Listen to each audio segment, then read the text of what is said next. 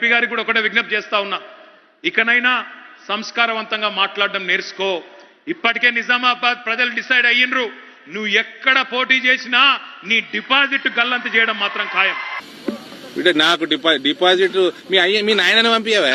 కేసీఆర్ గారిని పంపి నిజామాబాద్ కి నిలబెడతానికి బీఆర్ఎస్ పెట్టుకున్నా కదా, ఎంపీ నిలబడాలి కదా, ఇందూరుకు పంపి దమ్ముంటే ఎవరికి ఏ ఓట్లు వస్తాయి చూపిస్తాను నేను. మీ చెల్లి ఎందుకు వారిపోతున్నది?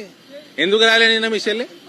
ఇవాళ కవిత గారు రాలేకపోయినారు, ఎందుకంటే ఆమె ఒకటే నాకు చెప్పింది, వచ్చేటప్పుడు నేను వస్తలేను, కానీ మా నిజామాబాద్ లో అందరికీ చెప్పు ఏమని అంటే, నేను కేసీఆర్ గారి దగ్గరనే కూర్చొని మా నిజామాబాద్ నియోజకవర్గానికి ఇంకెన్ని నిధులు సాధించే ప్రయత్నంలోనే ఉన్నా, నా మనసు నిండా నిజామాబాదే ఉన్నది అని చెప్పమని కూడా మీకు చెప్పమని చెప్పింది. ఇప్పటికీ ఎన్నో వేల కోట్లు తెచ్చిందట ఇందూరుకి. ఇంకా నిధులు తేవడానికి కేసీఆర్ గారితో table across the table meeting జరుగుతుందట. ఎందుకు? తెల్లారి కేసీఆర్ ముక్కు నొప్పి, పన్ను ఆపరేషన్, కన్ను ఆపరేషన్ గడికన పోతున్నాడా? తెల్లారి మాట్లాడుకోవచ్చు కదా. ఇది ఎట్టుందంటే, ఒక జమానా చిన్నప్పుడు మేము మస్కట్ పోతుండే జనాలు, మా కురుట్లకి వెళ్ళి వేరే గ్రామాలకు వెళ్ళి అట్లా పోతుండే. పోయినోడు ఆడికి లెటర్ రాసు, కాగితం రాసు, ఆ కాగితం లెటర్లు పోయి తర్వాత క్యాసెట్ టేప్ రికార్డర్లు రికార్డ్ చేసి పంపిద్దరు. అవ్వా అయ్యా, నేను మస్కట్లు ఉన్నా గాని నా పానమంతా కొరుట్లని ఉన్నదే, మీరే యాదకొస్తున్నారే రోజు అన్నట్టున్నది. ఈయన వచ్చి నిన్న గుర్ర ఏడుతుండే, మస్కట్కి వెళ్ళి ఏడ్చుకుంటే లెటర్ రాసు.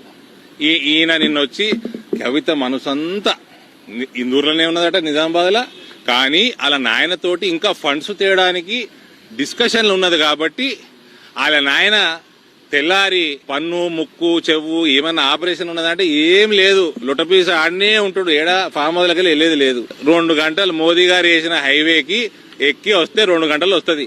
నీ ముఖం నీ చెల్లె చూడబుద్ధి కాక, నీ చెల్లెకి నీ ముఖం చూడబుద్ధి కాక, ఆ ముఖము ఇందూరు ప్రజలకు చూడబుద్ధి కాక రాలే.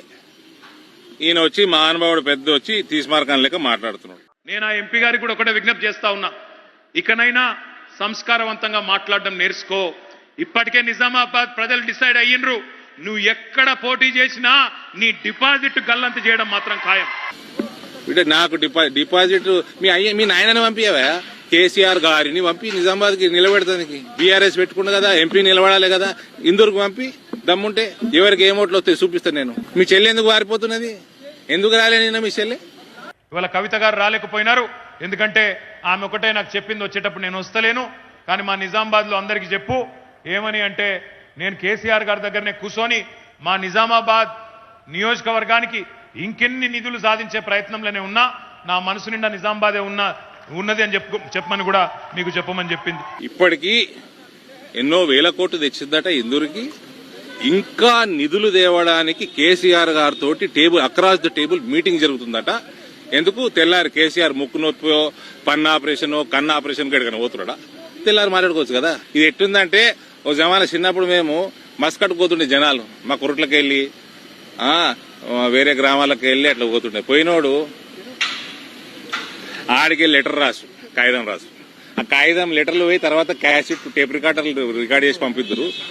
అవ్వా అయ్యా, నేను మస్కట్లు ఉన్నా గాని నా పానమంతా కొరుట్లని ఉన్నదే, మీరే యాదకొస్తున్నారే రోజు అన్నట్టున్నది. ఈయన వచ్చి నిన్న గుర్ర ఏడుతుండే, మస్కట్కి వెళ్ళి ఏడ్చుకుంటే లెటర్ రాసు. ఈయన నిన్న వచ్చి కవిత మనసంతా ఇందూరులోనే ఉన్నదట నిజామాబాద్ లా, కానీ అలా నాయనతోటి ఇంకా ఫండ్స్ తేయడానికి డిస్కషన్లు ఉన్నది కాబట్టి వాళ్ళ నాయన తెల్లారి పన్ను, ముక్కు, చెవు ఏమన్నా ఆపరేషన్ ఉన్నదంటే ఏం లేదు, లొటపీస ఆడనే ఉంటాడు, ఏడా ఫామ్ హౌస్లకి వెళ్ళేది లేదు. 2 గంటలు మోదీ గారు వేసిన హైవేకి ఎక్కి వస్తే 2 గంటలు వస్తుంది. నీ ముఖం నీ చెల్లె చూడబుద్ధి కాక, నీ చెల్లెకి నీ ముఖం చూడబుద్ధి కాక, ఆ ముఖము ఇందూరు ప్రజలకు చూడబుద్ధి కాక రాలే. ఈయన వచ్చి మహానుభావుడు పెద్ద వచ్చి తీస్మార్కం లెక్క మాట్లాడుతున్నాడు.